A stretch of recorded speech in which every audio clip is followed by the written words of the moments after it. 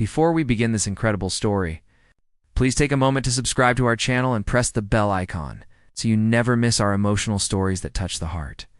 The rain fell like sheets of glass against the cobblestone streets of London. It was 3 in the morning, and the city slept under a blanket of darkness and water. But at the gates of Buckingham Palace, one figure stood perfectly still. His name was James Crawford, a royal guard who had served the crown for 12 years. His tall bearskin hat was soaked through, water dripping steadily from its edges onto his red uniform. His black boots stood in growing puddles, but he did not move. James had been standing at his post since midnight. The rain had started just 15 minutes into his shift. Light at first, then building into a storm that meteorologists had warned about for days. Thunder rolled across the sky and lightning occasionally lit up the palace walls behind him. His rifle remained firmly at his side, his eyes staring straight ahead as protocol demanded. To anyone watching, he looked like a statue, unmoved by the elements that battered him. Inside the guardhouse, his fellow soldiers watched through the rain-streaked windows. Corporal Davies, a younger guard who had only been in service for 2 years, shook his head in disbelief. He had been the one to relieve James at 2 in the morning, but James had refused to leave his post. The shift change had been scheduled, approved, and completely routine. But when Davies had approached, James had simply said he would stay. No explanation, no discussion, just a quiet determination that surprised everyone who heard about it. The palace grounds were empty except for James. Tourists had left hours ago. And even the night staff had taken shelter inside the warm palace halls. The rain was not just heavy, but cold, the kind that seeps into bones and makes muscles ache. James could feel it running down his neck, soaking through layers of uniform that were designed for ceremony rather than comfort. His fingers were numb around the rifle, and his legs trembled slightly from standing so long in one position. But still, he did not move. Sergeant Morrison, the senior officer on duty that night, had come out twice to order James inside. The first time, he had been firm but kind, reminding James that even royal guards were allowed to take shelter during dangerous weather. James had simply responded that his duty was not finished. The second time, Morrison had been more stern, explaining that there was no shame in following orders and protecting one's health. But James had looked at him with eyes that held something beyond stubbornness. There was a story there, Morrison realized. Something deeper than simple dedication to duty. The storm grew worse as the hours passed. Wind joined the rain, howling through the palace gates and pushing against James with enough force to make his uniform ripple. Other guards had abandoned their posts across the grounds, following emergency protocols that allowed for such decisions during severe weather. But James remained. His face was pale from the cold, his lips taking on a slight blue tint that worried the soldiers watching from inside. They debated among themselves whether they should physically remove him. But something about his resolve made them hesitate. At 4 in the morning, a news crew that had been covering the storm drove past the palace. The cameraman noticed the lone figure standing in the downpour and immediately told the driver to stop. Within minutes, they were filming James from across the street, capturing his unwavering stance against the backdrop of lightning and rain. The footage would later spread across the internet, making James famous in ways he never intended. But in that moment, he was unaware of the camera. Unaware of anything except his post and the promise he had made to himself. The rain showed no signs of stopping as dawn approached. James had now been standing for over 4 hours in conditions that would have sent most people running for shelter within minutes. His body screamed for relief, every muscle tight and aching. But his mind remained focused on something far beyond physical discomfort. Inside his chest, his heart carried a weight that no amount of rain could wash away. 20 years ago, James had been a very different person. He had been a troubled teenager growing up in a rough neighborhood in Manchester, constantly in trouble with the law, skipping school, and breaking his mother's heart with each poor decision. His father had left when James was only 6 years old, leaving his mother Sarah to raise him and his younger sister Emily alone. Sarah had worked 2 jobs to keep food on the table, but James had responded to her sacrifice with anger and rebellion. The turning point had come on a cold November night when James was 17. He had been arrested for breaking into a car, his 3rd offense that year. As he sat in the police station, waiting to be processed, he had expected his mother to arrive angry and disappointed as always. But when Sarah walked through those doors, she looked different. She looked broken. She sat down across from him in the interview room, and for a long time, she said nothing. Then, with tears running down her face, she told him she had cancer. Stage 3. The doctor said she had perhaps 2 years left. That night changed everything for her. James. He saw clearly for the first time what his actions had cost the person who loved him most. His mother had been fighting a battle for her life, while he had been fighting against everything she had tried to teach him. The shame and guilt crashed over him like a wave, and in that moment, he made a promise.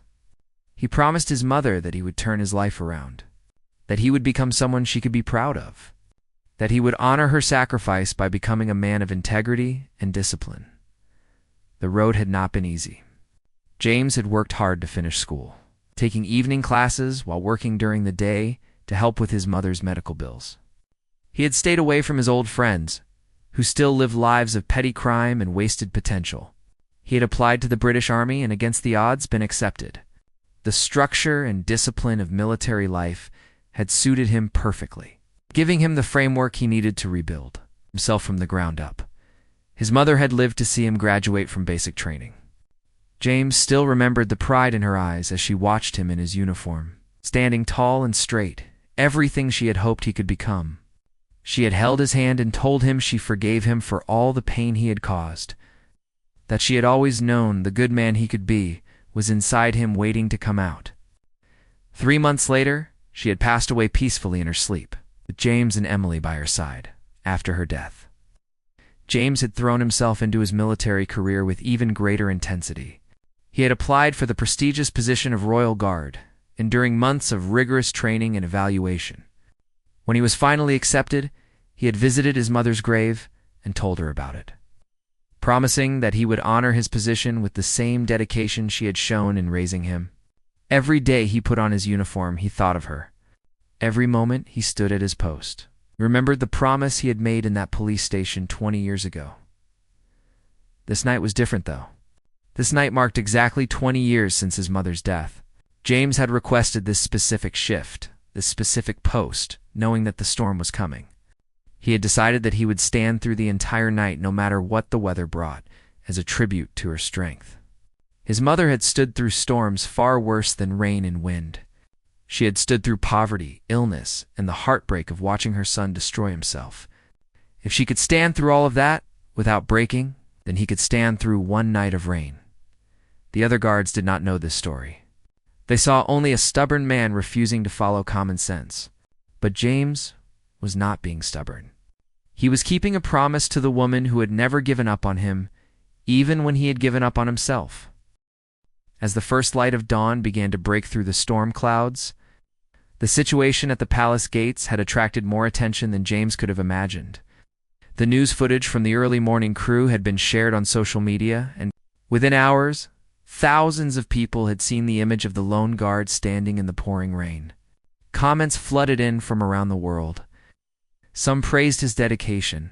Others questioned why anyone would be so foolish.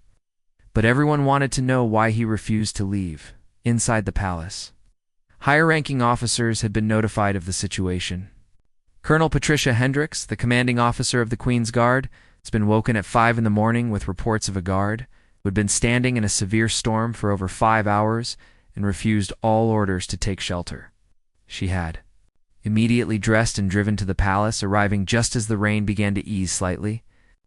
When she saw James still standing at his post, drenched and shivering, but maintaining perfect posture, she felt a mixture of anger and curiosity. Colonel Hendricks approached James with firm steps. Her own uniform protected by a raincoat, she stopped directly in front of him, close enough that he could not ignore her presence. For a moment, she simply studied his face. His skin was pale, and his lips were nearly blue from the cold. His eyes were focused straight ahead, but she could see the exhaustion in them. This was not the face of a man trying to prove something to others. This was the face of a man at war with something inside himself. She spoke in a voice that carried authority, but also a hint of concern. She told James that his dedication was noted and appreciated, but that continuing to stand in these conditions was now a matter of safety. She explained that a guard who became ill or injured due to his own stubbornness was not serving the crown but rather creating a burden for his fellow soldiers. She gave him a direct order to go inside, warm up, and report to her office in 1 hour. It was not a request, but a command from a superior officer. James finally moved his eyes to meet hers. When he spoke, his voice was rough from hours of silence and cold. He asked the colonel for permission to speak freely. She nodded, curious about what could possibly justify this behavior. James took a slow breath and explained that this day marked 20 years since his mother had passed away. He told her briefly about his troubled youth, about the promise he had made, and about how his mother's strength had saved his life. He explained that standing through this storm was his way of honoring her memory, proving to himself that he had truly become the man she believed he could be. The colonel listened in silence. She was a career military officer who had seen many soldiers with various motivations and personal struggles, but something about James's story struck a chord with her. She thought about her own parents, both gone now, and the sacrifices they had made for her education and career. She understood the need to honor those who had shaped us, even if others might not understand the methods we chose. After a long moment, she made a decision that surprised even herself. She told James that she would grant him 1 more hour at his post, but she added conditions. Medical personnel would monitor him from the guardhouse. If at any point they determined he was in danger, he would be removed immediately, regardless of his wishes. At the end of the hour, he would come inside with no argument, and he would submit to a full medical check. Finally, he would meet with her privately to discuss why he had not requested leave too properly, commemorate his mother's death in a more appropriate manner. James agreed to all of these conditions without hesitation. As Colonel Hendricks walked back to the guardhouse, she radioed for the medical team and updated the palace security about the plan. The other guards watched in surprise as she granted permission for James to continue. Some thought she was being too soft. Others respected her decision. But all of them recognized that something important was happening at those gates. Something that went beyond regulations and protocols. The news crews that had gathered outside. The palace captured the moment when the colonel spoke with James. They could not hear the conversation, but they filmed the exchange and the colonel's departure. Speculation ran wild on social media about what had been said and why the guard was still standing. Some people began to gather outside the palace gates despite the rain, curious to see this dedication for themselves. A small crowd formed, standing under umbrellas and watching James with a mixture of admiration and concern. The final hour of James's vigil became something unexpected. Word had spread through social media and early morning news broadcasts, and people began arriving at Buckingham Palace specifically to witness this display of dedication. By 6 in the morning, despite the rain and cold, over 100 people stood outside the gates. They did not cheer or shout. Instead, they stood quietly, many of them holding umbrellas, simply watching James maintain his post. Among the crowd was an elderly woman named Margaret Wilson. She had seen the news story while having her morning tea and had immediately taken a taxi to the palace. Margaret was 83 years old and had lost her own son in military service 15 years earlier. When she saw James standing in the rain, something in his posture and determination reminded her of her son David. She stood at the front of the crowd, tears mixing with rain on her weathered face, silently thanking James for representing the kind of dedication and honor that her son had also embodied. Inside the guardhouse, the medical team monitored James closely through binoculars and a thermal camera. Dr. Sarah Chen, the on-duty physician, watched his vital signs with growing concern. His body temperature had dropped to dangerous levels, and she could see visible shaking in his legs, despite his efforts to remain still. She had her hand on the radio multiple times, ready to call for his immediate removal, but each time she hesitated. There was something profound happening that went beyond her medical training, and she found herself struggling between her duty to protect and her respect for what James was trying to achieve. Corporal Davies, the young guard who had tried to relieve James hours earlier, stood beside Dr. Chen. He had been watching James for the entire shift, and his perspective had slowly changed. Initially, he had thought James was being foolish and prideful. But as the hours passed and he learned the reason behind James's actions, Davies began to see it differently. He thought about his own father, who had worked himself into an early grave to provide for their family.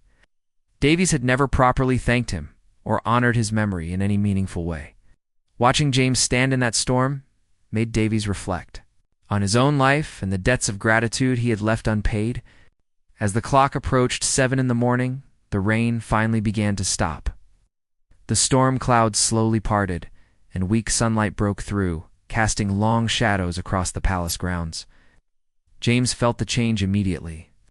The absence of rain on his face felt strange after so many hours.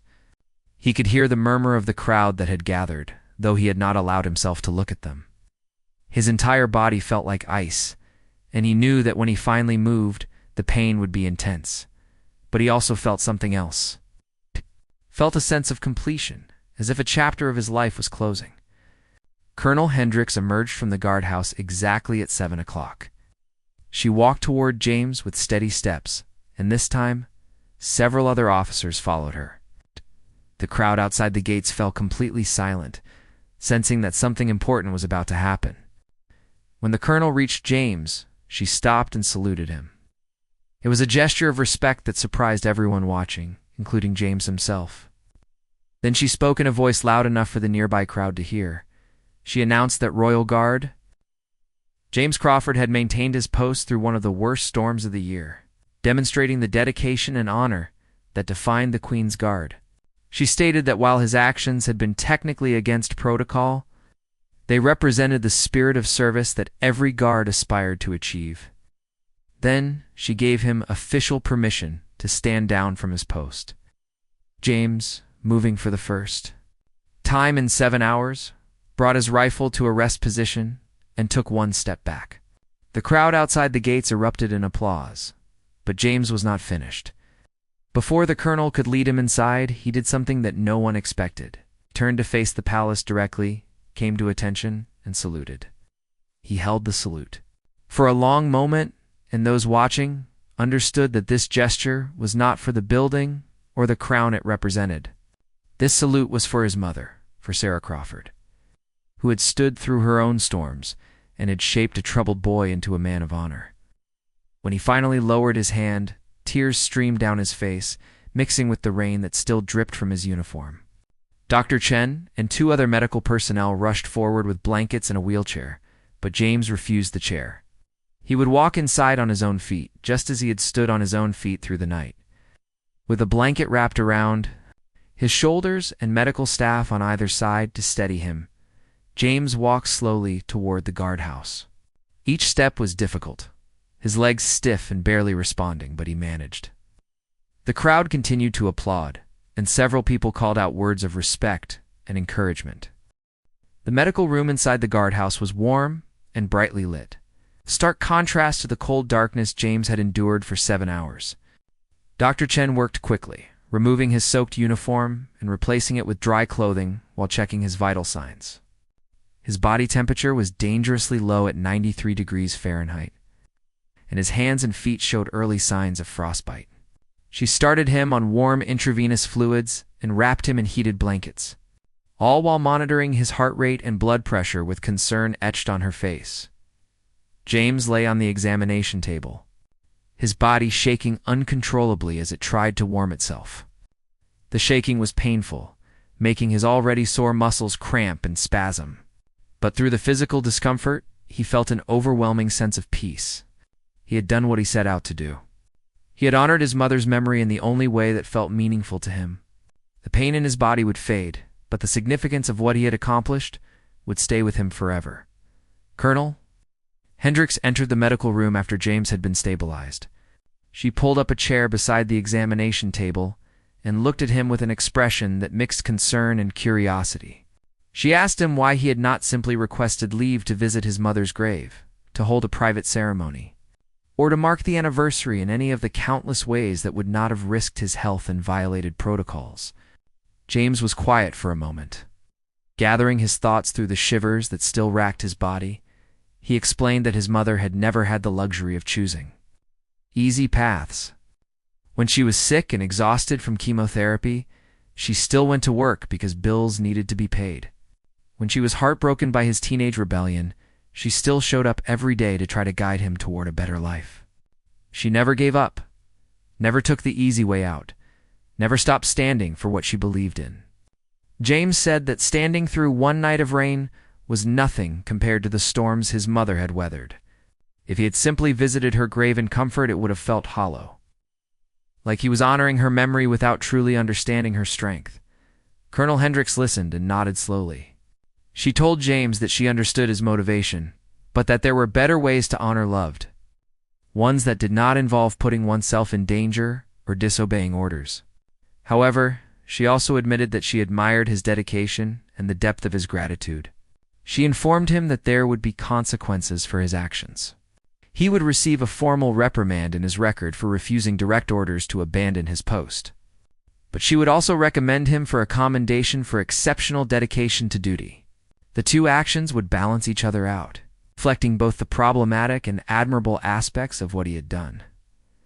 As the day progressed, James's story continued to spread. The video of him standing in the rain had been viewed millions of times. News outlets around the world picked up the story, and James became an unexpected symbol of dedication and honor. Interview requests flooded the palace press office. People shared their own stories of loved ones they wanted to honor, inspired by James's vigil. Social media was filled with discussions about duty, sacrifice, the ways we choose to remember those who shaped our lives. But the most meaningful response came from an unexpected source. James's sister Emily, who lived in Scotland with her husband and 2 children, had seen the news coverage. She had not known about James's plan to stand through the storm. When she learned the reason behind it, she broke down crying. Emily had been only 8 years old when their mother died, and her memories of that time were fragmented and confused. She had often felt guilty that she did not remember their mother as clearly as James did. Emily drove 6 hours to London that same day. When she arrived at the guardhouse where James was recovering, the staff allowed her into the medical room. Brother and sister embraced, both crying, both thinking about the woman who had loved them enough to sacrifice everything for their futures. Emily thanked James for keeping their mother's memory alive in such a powerful way. She told him that she had often felt disconnected from their mother's legacy. But seeing what James had done made her feel closer to that memory than she had in years. They spent hours talking about their mother, sharing stories and memories that neither had spoken about in years. James told Emily about the promise he had made in the police station, a promise she had never known about. Emily shared memories from her childhood that James had forgotten or never known. Together, they pieced together a fuller picture of the woman who had shaped both of their lives.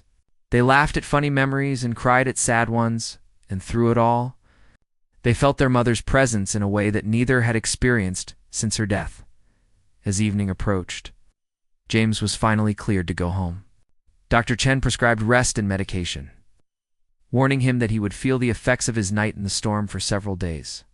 Colonel Hendricks visited one more time to ensure he understood both the consequences and the respect that his actions had earned. She told him to take 3 days off to recover, and to report back to her office when he returned to discuss his future with the Queen's Guard. 3 months after the storm, James sat in a small cafe near his home in London, sipping tea and reading messages on his phone. His life had changed in ways he never could have anticipated. The story of his vigil had resonated with people around the world, and he had received thousands of letters and emails from strangers sharing their own stories of loss and remembrance. Many people told him that his actions had inspired them to find their own ways to honor loved ones they had lost. Others thanked him for reminding them of the importance of keeping promises and maintaining dedication even when no one was watching. The formal reprimand had been placed in his file as Colonel Hendricks had promised, but so had the commendation. More importantly, James had been invited to speak at military academies and veterans events about honor, duty, and the personal motivations that drive soldiers to serve. He had initially been reluctant to accept these invitations, feeling that he was not particularly special or deserving of attention. But Emily had encouraged him, pointing out that his story could help others understand the deeper meanings behind service and sacrifice. At one such event, James had met a young man named Marcus who reminded him eerily of his teenage self. Marcus was 17 and had been in and out of trouble with the law on a path that seemed destined to end badly. But Marcus had seen the news, coverage of James's vigil, and had been struck by the story of transformation from troubled teen to dedicated guard. After James's speech, Marcus had approached him and asked if change was really possible. Someone could really rebuild themselves the way James had. James and Marcus had talked for over an hour that day. James had been honest about how difficult the transformation had been, how many times he had wanted to give up, how the pain of disappointing his mother had been both his lowest point and his greatest motivation. He told Marcus that change was absolutely possible, but that it required someone to believe in you, and it required you to believe in yourself. He gave Marcus his phone number and told him to call any time he needed to talk. Over the following months, they stayed in contact, and James watched with quiet pride as Marcus slowly began to turn his life around. The relationship with Marcus led James to start volunteering with at-risk youth in his spare time. Working with Colonel Hendricks, he helped establish a mentorship program that connected guards and veterans with troubled teenagers. The program focused on teaching discipline, responsibility, and honor while providing the support and guidance that many of these young people lacked. James found this work deeply fulfilling, feeling that he was finally closing the circle that his mother had started. When she refused to give up on him, on the first anniversary of his vigil in the storm, James returned to his mother's grave. This time Emily came with him, along with her husband and children. They brought flowers and spent the afternoon sharing stories with the children about their grandmother. James's niece, who was 10 years old, asked him about the night he stood in the rain. He explained it to her in simple terms, telling her that sometimes we show our love for people, not through words, but through actions, and that honoring someone means trying to live up to the values they taught us as they prepared to leave the cemetery. Emily took James aside and thanked him again for what he had done. She told him that his vigil had not only honored their mother, but had also brought their family closer together. Before that night, Emily admitted she and James had been drifting apart, caught up in their separate lives and rarely communicating. The storm had reminded them both of what was truly important and had rekindled their relationship as siblings.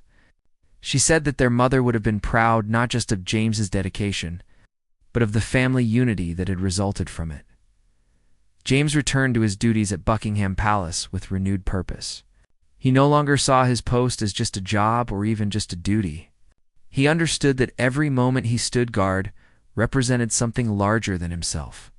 It represented the promise he had made to his mother, the example he was setting for young people like Marcus, and the values of honor and dedication that society needed to see embodied in real people, not just spoken about in abstract terms. The other guards treated him differently now. Some with greater respect, others with a hint of awe, and a few with skepticism about his motivations. But James did not concern himself with their opinions. He knew why he stood at his post, and he knew that his mother, wherever she was, knew too. On difficult days when the weather was bad or when he felt tired or frustrated, he would think back to that night in the storm. He would remember the cold and the rain, the pain and the exhaustion, and most importantly, the sense of completion and peace he had felt when it was over. The story of the royal guard who defied the storm became more than just a viral news story. It became a reminder that behind every uniform, every public servant, every person who dedicates themselves to duty, there is a personal story. There are promises made in dark moments, debts of gratitude that can never be fully repaid, and memories of loved ones who shaped who we become. James Crawford's vigil had been about his mother, but it resonated with millions because everyone has someone they wish to honor, someone whose sacrifice deserves to be remembered. Years would pass, and James would eventually retire from the Queen's Guard. He would continue his work with at-risk youth, helping dozens of young people find better paths, just as his mother had helped him. He would watch with pride as Marcus graduated from university and became a social worker.